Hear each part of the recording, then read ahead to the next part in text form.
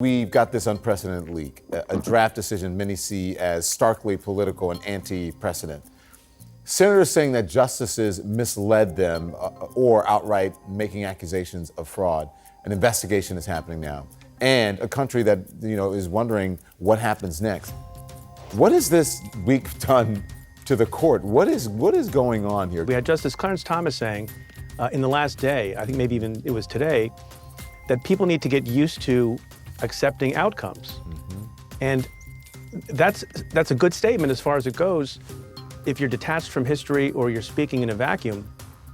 But when you have an outcome that people think is tainted in some way because there was cheating in some way or bad faith in some way, or the methodology or the arguments made in favor of the outcome are things that are unusual and perhaps even unprecedented in constitutional history, then people have a harder time. Supreme Court Justice Clarence Thomas is worried that Americans no longer hold government institutions like the Supreme Court in high regard.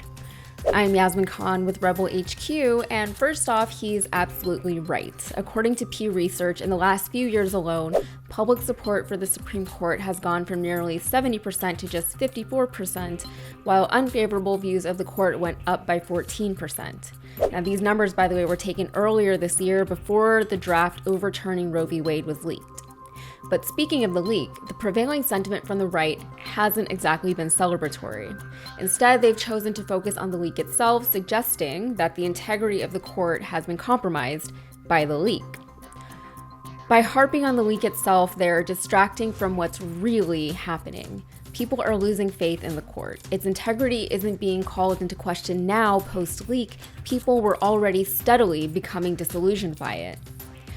And who can blame them? Justice Thomas, who is famously accused of sexual harassment during his own confirmation hearings, and whose current wife was an integral figure in the January 6th insurrection, said that people's unwillingness to accept the decisions of the court, quote, bodes ill for a free society.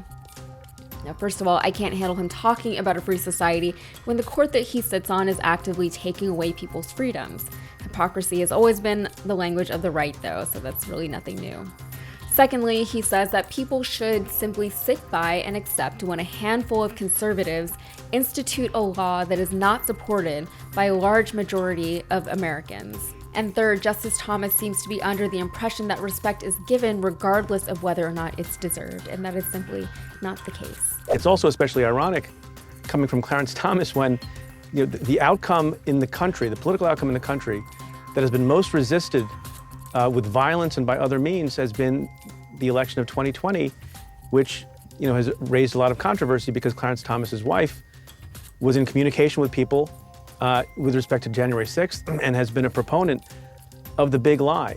Now, on top of all of that, there are several valid reasons for people to have become disillusioned by the court.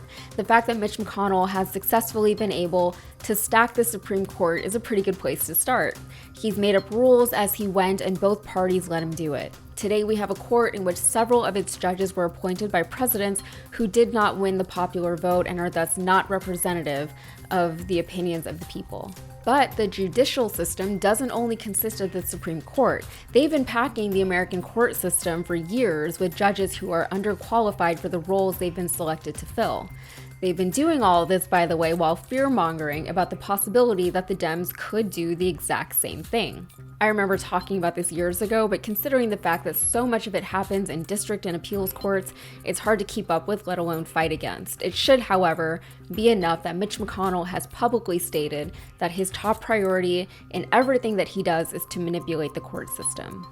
Now, I've had issues with the Supreme Court since I was younger, but its biases weren't so obvious or egregious back then, at least not to the extent that I was paying attention. Still, it always seemed like an awful amount of power for a few unelected officials to wield, even despite their presumed qualifications for their seats on the court. The idea of the Supreme Court is inherently flawed, though, and people's dwindling support for the court probably has something to do with this. The function of the court is to act as the moral and just branch of government, ruling based on logic and precedent and separating personal, political, religious, or social biases from the judicial decisions. Now, this to me is another unreasonable expectation of any one person, let alone several. The premise relies on the infallibility of 9 learned Americans. But people are fallible and they cannot be and should not be relied upon to separate themselves from court decisions. Checks and balances were supposed to support the court in ensuring that the will of the people was addressed while maintaining an air of moral superiority, but as we've seen, morality is subjective. For instance, if Ginny Thomas believes that Jesus chose her to usher in a new Christian America, she's operating based on her own moral code, however regressive and delusional she may seem to the rest of us. The fact that her husband has failed to recuse himself from any decisions concerning her is just another reason why people aren't as respectful of the court as Justice Thomas would like us to be. Now, demanding or even expecting unquestioning support and respect for an institution that is outdated, badly run, and misrepresentative of the justice it purports to uphold is a strange form of gaslighting driven by nationalistic motives. Nationalists don't question their government. They accept what their government and their leaders tell them, and anyone who doesn't is quickly deemed un-American. But blind faith is one of the core tenets of nationalism, believing in something you literally can't see or prove. The conservative right knows a lot about faith. They base their lives on it. Their entire platform is built on it, and honestly, it's working out for them. Faith teaches people not to question and to simply accept. Faith demands respect for that which we do not understand. Faith breeds loyalty, which is just an extension of corruption when it's misplaced. Faith is a dead end.